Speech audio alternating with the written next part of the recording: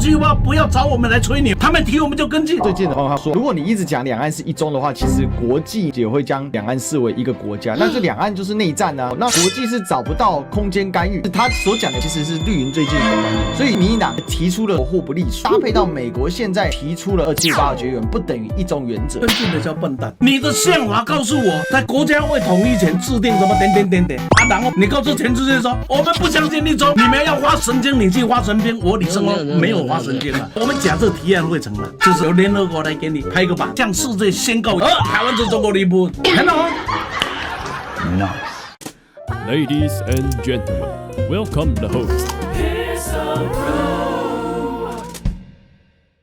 赖清德总统最近发表了非常强硬的声明，他说以实力来守护台湾哦，坚决不签和平协议，靠实力避战哦。我其实看到这个，我不知道不是说一定要签什么和平协议，因为我知道在缺乏互信跟你在战场上拿不到的，你在谈判桌上也别想拿到，所以我不能说赖清德的思维是完全错的。可是如果你把话讲得这么白，那答案就简化了嘛，就变成要么你战胜签胜利协议，要么你战败签城下之盟。难道这是赖清德的逻辑吗？所以我都怀疑他是不是个暴君，根本不在乎老百姓死活。因为签不签和平协议是一回事，但是把逻辑给简化是件危险的事。老师，你怎么观察赖清德最近这个发言呢？他是一个愚蠢的暴君，跟大陆之间不签和平协议，所以两岸永远处在敌对状态中，下定决心嘛，把两岸全部割裂掉嘛，有没有办法？你有本事吗？全世界都说一件事嘛，两岸的问题由两岸的人民和平解决嘛，所有的国际社会上不能片面改变台海现状嘛，没有人跟你讲不能解决台海问题嘛。对，假若台海问题是可以解决的，但是不签和平协议，那有什么方法来解决？武力，准备干一场。那说好，我们要准备实力。以今天中国大陆今天的军事的体量、国力的体量，我请问，咱要吃多少个对手？要吃多少才可以止咳啊？我要累积实力来对抗你。我们今天不要讲别的，我今天讲一个很难过的故事：以色列跟哈马斯。我不要把哈马斯比作台湾，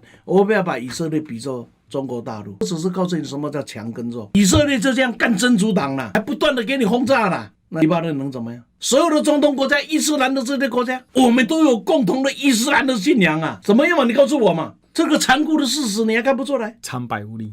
为什么？因为实力差太大了。以色列不可怕，可怕因为一个美国在撑他嘛，所以他的实力可以超强的在中东里面，有没有？所以各位要看这个问题，你就要小心。所有的中东国家里面就声援哈马斯，禁止声援，然后所有的中东国家、所有伊斯兰国家，大家团结起来把以色列驱逐出去，有这一回事吗？伊斯兰的信仰绝对比民主的这个价值那强多了。那从这样的一个角度来看，你不是告诉一个活生生的国际政治摆在那里吗？因为它背后有一个美国，你不敢碰；台海两岸有一个叫中国，连美国都不敢碰，哪一个民主联盟要去碰？你告诉我。所以我说他蠢，我负责任的说，而且坏，又笨又坏。我举这个例子，请各位大家想一想嘛。假如我们认为全世界的民主联盟会站在台湾这一边，那我就请问你，民主联盟有比伊斯兰更强吗？那是信仰，这个民主有时候还可以当吊牌耶。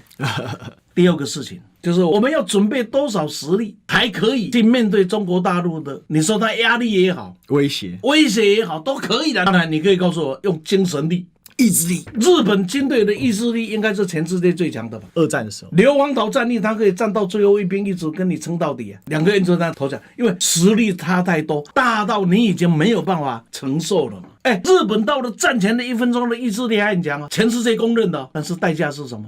日本的亡国。对。代价是到今天日本是一个不正常的国家，对，代价就是成千上百万的人战死在沙场，他的意志力你还说不够强吗？而且我们只有2300万的意志力，能撑多久？不是我们看不起人，是大家不要靠吹牛。我常常讲一句话，吹牛啊可以救台湾啊，台湾他妈早就有救了；说谎啊可以让台湾进步，那台湾逃出世界 No.1。最后一个，为什么我说蠢？今天的中华民国跟中华人民共和国呢，是1949年的内战呢所造成的两个政权嘛，一个原本统治有台澎金马韩大陆地区的中华民国嘛，在1949年之后，有人讲说被赶到台湾也好了，我们讲好听叫暴迁台湾也好了，回到他仍然他自己领土内的台澎金马。另外一个在中国大陆1949年建立了中华人民共和国，所以这是内战造成的分裂嘛。内战造成分裂怎么办？一个打下去啊，打出个 ABC 结果出来啊；一个呢谈判，把这个状态看如何做一个处理。这个时候不要和平协议，那你要什么呢？你是向中国大陆宣告，向全世界宣告来了，内战还没也结束了，干了，是这样吗？这不是蠢，而且讲难听一点，这种想法是你代表台湾的想法，或者代表大家的想法，或者只有你一个的想法，所以就叫暴君嘛。暴君是不在乎人民死活的。暴君只在乎他自己的想法。最近的黄伟汉哥啊，他有提出一个观点，他就说啊，如果你一直讲两岸是一中的话，其实国际也会将两岸视为一个国家，那这两岸就是内战啊。那内战的话，国际是找不到空间干预。其实他所讲的也不仅是他的观点，而是其实是绿营最近很多人在提出这种类似的观点。所以最近民进党在提出了所谓中华民国与中华人民共和国互不隶属，虽然要付出一些代价，例如说ECFA中断，两岸非常紧张，甚至有发生战争的风险，但是这刚好就是搭配到美国现在明确的并且联合了，你看最近包括荷兰啊，还有一些欧洲国家嘛，那提出了所谓2758号决议不等于一中原则啊，所以这个是绿营想把握机会啊。然后，如果台湾呢一起有共同声明的话，那就可以让我们有扩展更多机会。可是他也谴责蓝营